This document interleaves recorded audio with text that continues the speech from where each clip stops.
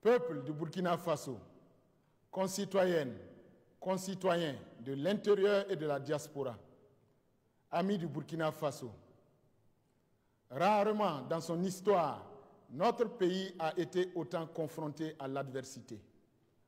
Voilà maintenant plus de 6 ans que notre peuple vit sous le joug d'un ennemi qui a réussi, par ses méthodes cyniques, lâches et perfides, à faire douter notre peuple au point d'ébranler les valeurs qui ont fait son histoire et sa renommée.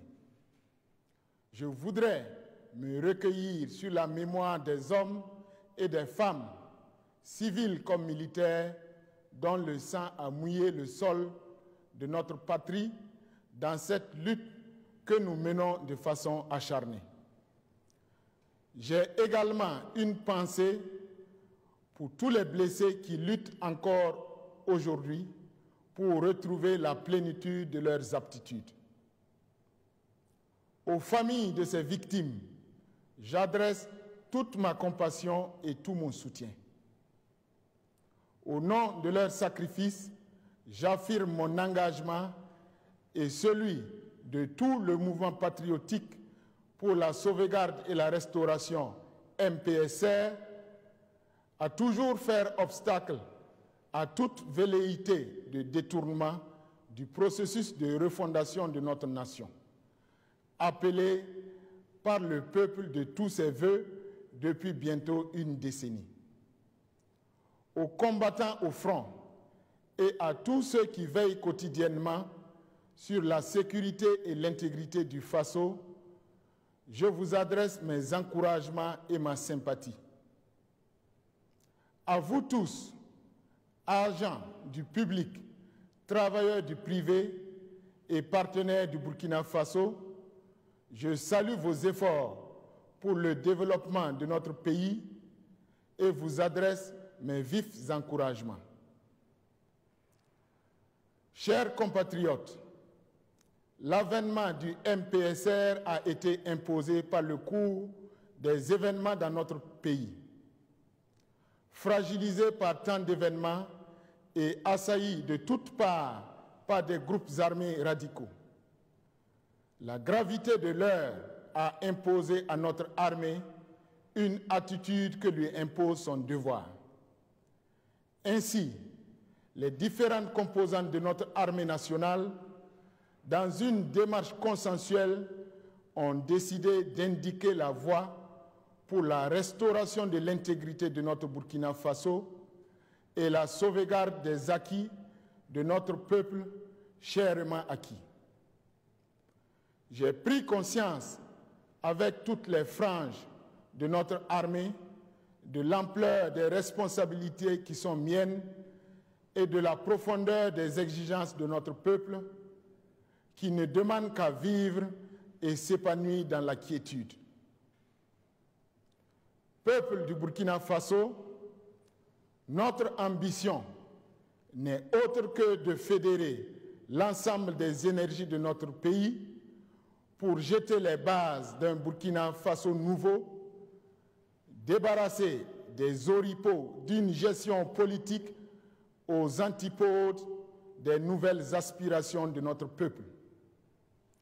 Notre agenda est unique et il est clair: la sauvegarde de notre peuple et la refondation de notre nation. Les indicateurs de mesure de la réalisation de cet agenda demeureront le niveau de restauration de l'intégrité du territoire et la qualité des actions entreprises pour la refondation de notre nation. Je vous donne la ferme assurance que notre engagement n'a aucunement pour but de rétablir un ordre quelconque, mais s'inspire de l'ensemble des exigences légitimes du peuple burkinabé. Chers compatriotes, nous tenons là une grande opportunité pour réconcilier notre peuple avec lui-même et déclencher sa marche triomphale vers l'horizon du bonheur. C'est pourquoi je m'engage à convoquer les forces vives de la nation pour convenir d'une feuille de route qui aura pour but de projeter et réaliser le redressement voulu par tous les Burkinabés. Un redressement dans lequel le cultivateur qui n'a rien récolté la saison dernière, ou celui qui a assisté au vol de son bétail, ou encore les femmes, chefs de ménage qui peinent à nourrir au quotidien leurs enfants, seront pris en compte. Je serai à l'écoute de toutes les femmes et de tous les hommes, de tous les patriotes qui s'engageront honnêtement et de façon sincère et désintéressée à l'édification d'un Burkina Faso prospère et paisible. En prélude à cela, j'ai entamé des concertations avec certaines composantes de la nation, y compris avec les personnalités du régime sortant, afin de dégager les grandes lignes qui nous conduiront à terme vers des décisions consensuelles et inclusives pour la refondation et la restauration d'une paix durable. D'ores et déjà, je mets en garde tous ceux qui ne seront guidés que par leurs intérêts égoïstes, que je serai intraitable face aux actes de trahison des aspirations de notre peuple. Les fondements de notre nation seront sauvegardés et les dossiers engagés sur le plan judiciaire souverainement conduits par les autorités ayant reçu compétence à cet effet. Lorsque les conditions seront réunies, selon les échéances que notre peuple aura souverainement définies, je m'engage à un retour à une vie constitutionnelle normale. Concitoyennes, concitoyens, burkinabés de la diaspora, si les priorités sont nombreuses, il est clair que la priorité principale demeure la sécurité.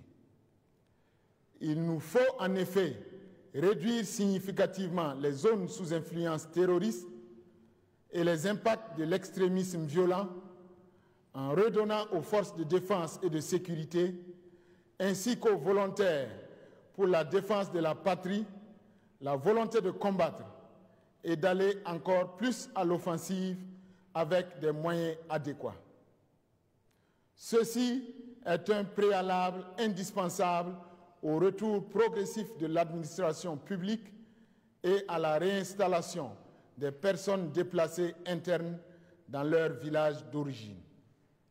Au-delà des indispensables moyens logistiques, il nous faudra faire appel aux valeurs qui ont fait de notre peuple ce qu'il est. Aucun char, aucun avion de chasse, aucune arme ne vaut l'amour pour la patrie. Ma conviction est faite que c'est cet amour qui fera la décision et qui nous fera gagner cette guerre. J'appelle toutes les composantes des forces de défense et de sécurité et les volontaires pour la défense de la patrie à se mettre en ordre de marche pour la reconquête de notre territoire. Dans l'union et la cohésion et avec le soutien de tout le peuple burkinabé, j'ai foi que nous relèverons ces défis. Amis du Burkina Faso, en ces moments particulièrement difficiles pour notre pays, le Burkina Faso a plus que jamais besoin de ses partenaires. C'est pourquoi j'appelle la communauté internationale à accompagner notre pays afin qu'il puisse sortir le plus rapidement possible de cette crise pour reprendre sa marche vers le développement. Je sais comprendre les doutes légitimes suscités par cette rupture dans la marche normale de l'État. Mais je voudrais rassurer l'ensemble des amis du Burkina Faso que le pays continuera de respecter ses engagements internationaux, notamment en ce qui concerne le respect des droits de l'homme. De même, le fonctionnement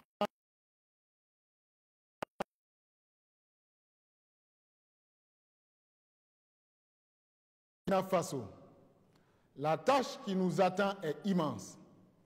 Heureusement, elle n'est pas seulement mienne, elle est surtout nôtre. Elle nécessitera de nous de gros efforts individuels et collectifs et certainement des sacrifices. Elle exigera que chacun d'entre nous mette de côté ses intérêts personnels pour laisser place à l'intérêt de tous.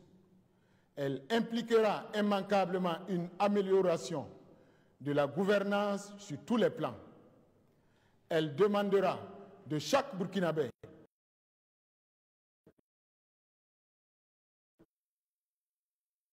courage, désintéressement et détermination. Courage pour faire face aux épreuves liées à ce type d'épopée, désintéressement pour faire du sacrifice pour la patrie un sacerdoce, et détermination pour poursuivre le chemin malgré les difficultés. Le moment que nous vivons est une opportunité pour notre peuple de se remettre debout et de regarder l'avenir droit dans les yeux. Nous devons la saisir